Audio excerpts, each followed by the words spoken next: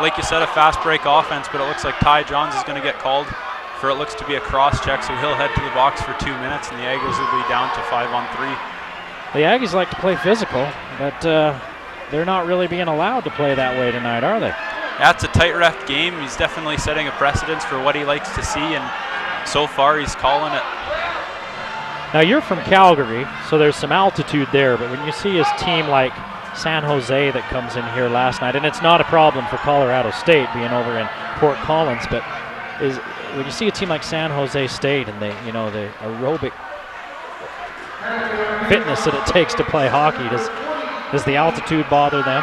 Oh, it's for sure a factor that's got to be taken into effect. Like I'm from a city that's about the same altitude as Logan, so I'm fortunate in that regard, but you see a lot of the new recruits come up from sea level that aren't used to the high altitude, and you could definitely see them wheezing for the first couple weeks, so a team like San Jose State's definitely got to be reeling. Like we said, though, no problem for CSU. They're in Fort Collins. All right, one more back onto the ice as Misselbacher comes out, but still the Aggies shorthanded. Great block by Jordan Kerr, getting in the way of the puck, making it easy for the Aggies. He couldn't find it after he knocked it down, or maybe the Aggies were able to knock it down into the other zone. Another save there by Moulin. Under a minute left on the power play. Oh, here's a good look, and it's turned away by Moulin. Colorado State moving the puck around well, but Moulin's answering the call. Moulin's got Kerr back there helping him, and on the other side it's McDonald. Here's another look. Moulin down to his knees, uses the stick. Colorado State looking for an opening. 25 seconds left on the power play for CSU. Rams moving the puck around well, but the Aggies are doing a great job of keeping them on the outside. Kerr's clearing attempts blocked. Here comes Gibbons. Look out. Oh, and they're going to say offsides. Another shorthanded chance for the Aggies, but like you said, Eric, it's offside. 9 seconds on the power play. That was pucker up time for a minute down there with only 3 on the ice. Oh, absolutely. The Aggies have got to be tired after that one, but a long bench, and that'll help the Aggies in the long run.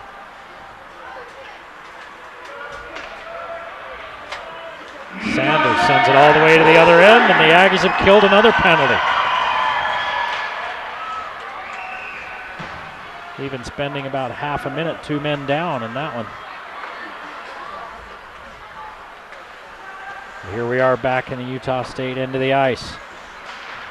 The Aggies haven't been able to mount any offense here in the first 3 minutes of this second period.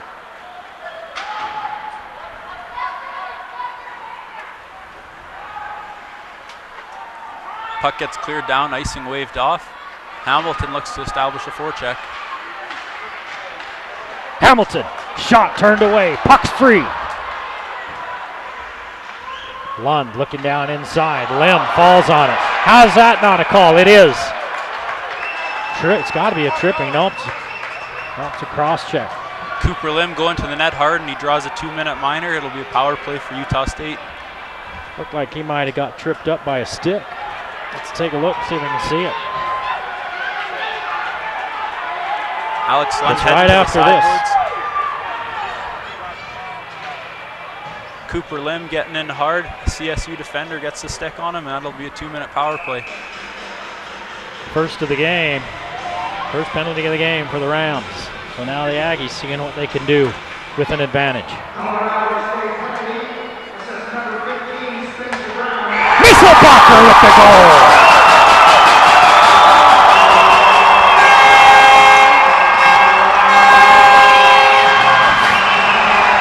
From Gibbons, he says, thank you very much.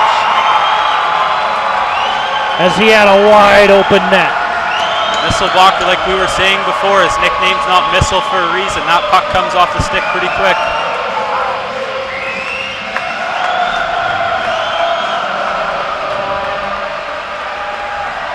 And he didn't waste any time. He just He didn't really have to turn. He just got his stick down and poked it in. Gibbons should get the assist on that. If there's a second assist, maybe McDonald.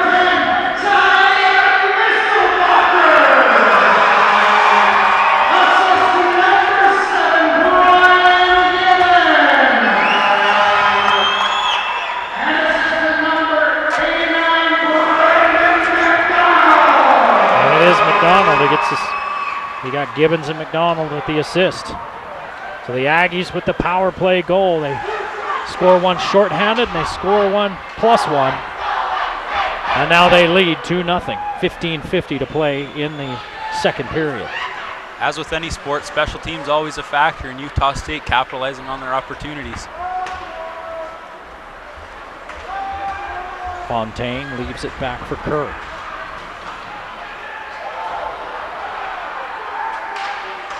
Now we're on the far board with it. Long attempt by Johns.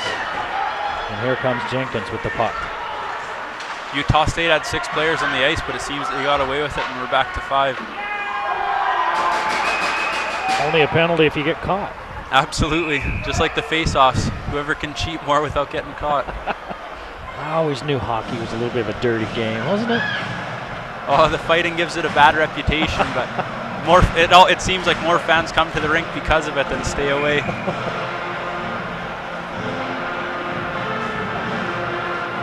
Now they start to play the Scotsman here at the Eck. As the fans feeling good about a 2-0 lead.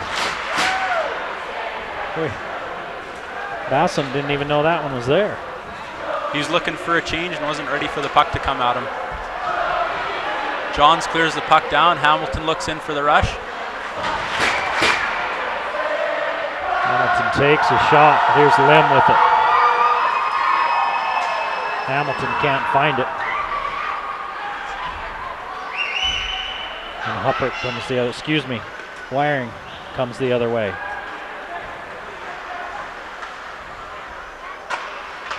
Harrison, oh, that one's free, trouble. Did Mullane get on it? No signal from the officials. Can't see it yet. And Colorado State acting like that one counts. We haven't had an official ruling. Referee points to the face-off circle inside the blue line. So that's no goal. Puck pops up in the air. Mullane dives at it, and he manages to cover it up before the puck crosses the line.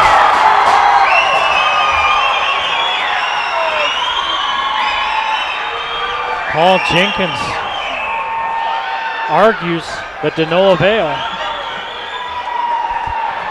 Never crossed the line, huh? The officials talk about it, say no goal. So it's still 2-0 Utah State.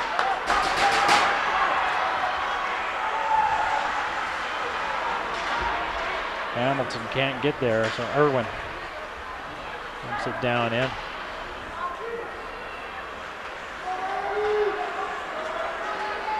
Here's McCarthy.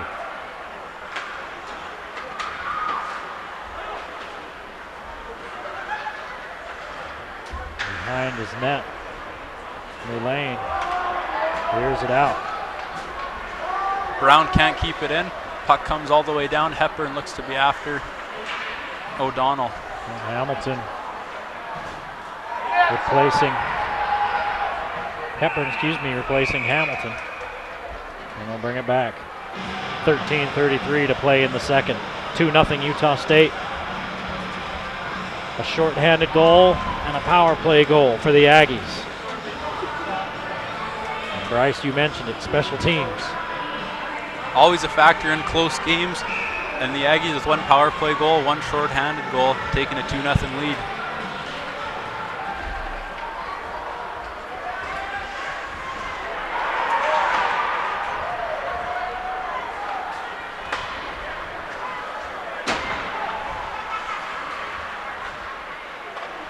Sanders sends it into the CSU zone. Now it's back on Utah State's end of the ice.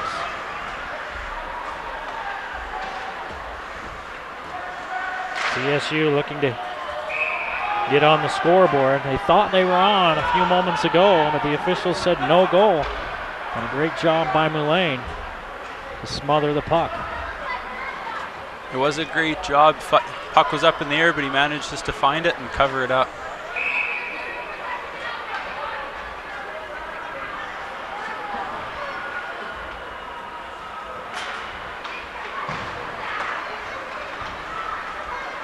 Lim. Cooper Lim has Allington. As he tries to give it off, he loses it.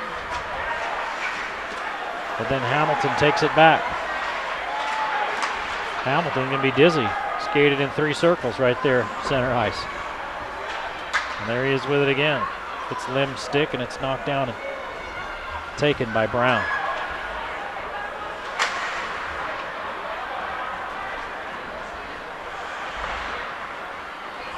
Allington can't come up with it. Lim does. Now Cook chases it down, and Kerr ends up with it. Cook out of Castle Rock, Colorado. A natural school for him to go to would have been Colorado State, but elected to come to Utah State and play for the Aggies. Hey, Logan's a nice town. Of course, so is Fort Collins. They're a lot alike. A couple of university towns right up next to the mountains. Great places to go to school, like you said. College town nestled in the mountains. Both phenomenal hockey programs.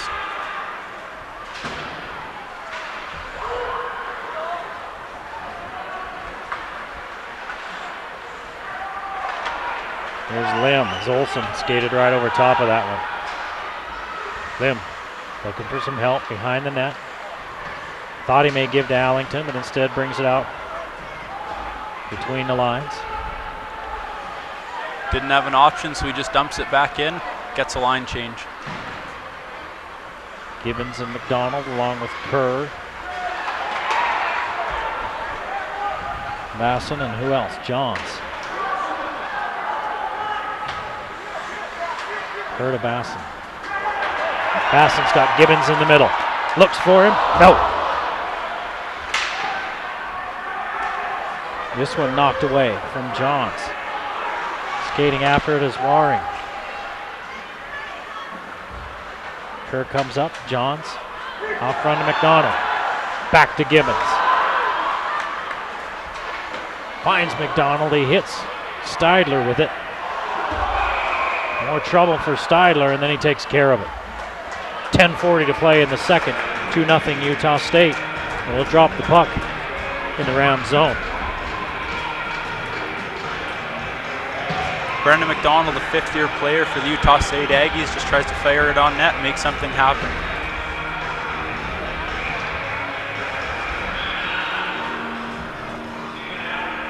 McDonald's been around for a while.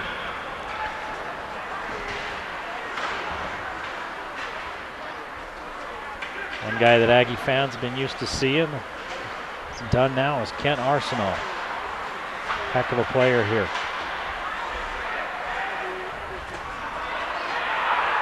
Somebody playing without a stick, that's Brunson. He's using his hands to try to knock that thing down.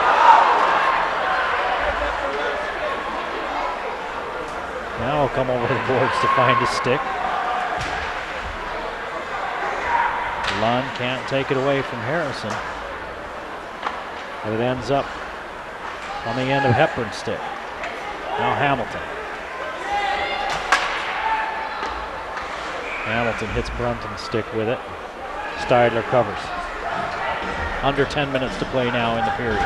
Alex Steidler, just a freshman for Colorado State, but he's standing tall in between the pipes tonight, playing like a senior. Bryce, in so many sports, the athletes are getting bigger as well as faster.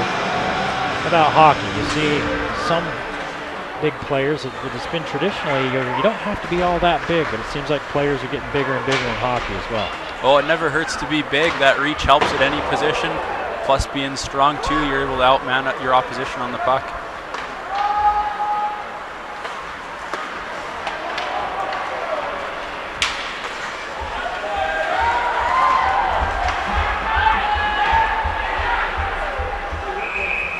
Think of some of the greats, but I guess the guy that comes to mind, Gretzky, not that big. No, not at all. He was a very tiny